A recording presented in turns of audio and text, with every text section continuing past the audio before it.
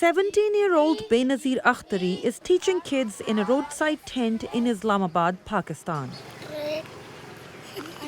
Like her, these kids don't have many opportunities to get a formal education. I came to Pakistan full of hope, thinking that I would continue my education here.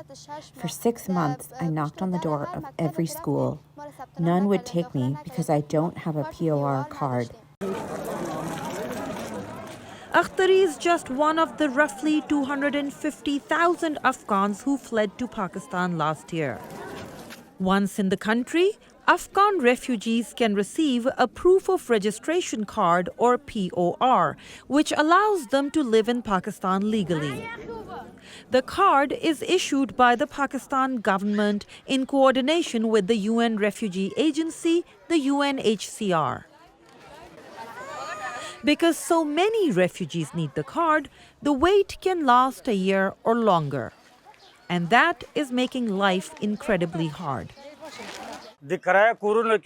Getting a house for rent is very difficult. We can't get SIM cards for our phones. Any basic necessity is hard to get without this card.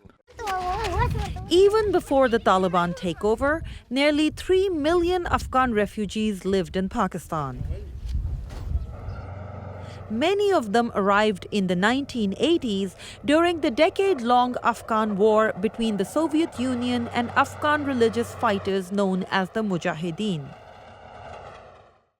Even some of these refugees from decades ago don't have official refugee status. Many of the newly arrived refugees say they want to move elsewhere, mostly to Europe or North America. Officials at the UNHCR say issuing the card takes time and effort. When people arrive in such a huge number, it becomes very difficult to process them. We have increased our capacity, but we must interview and screen them properly, so it takes time. Meanwhile, without the card, the refugees can't access even the most fundamental needs, like healthcare. Once I went to the hospital, but they wanted to see my documents. At the time, I had neither a refugee card nor a passport, so I couldn't get treated. Akhtari wonders if her dream of becoming a doctor will be crushed as she waits to be legally recognized in Pakistan.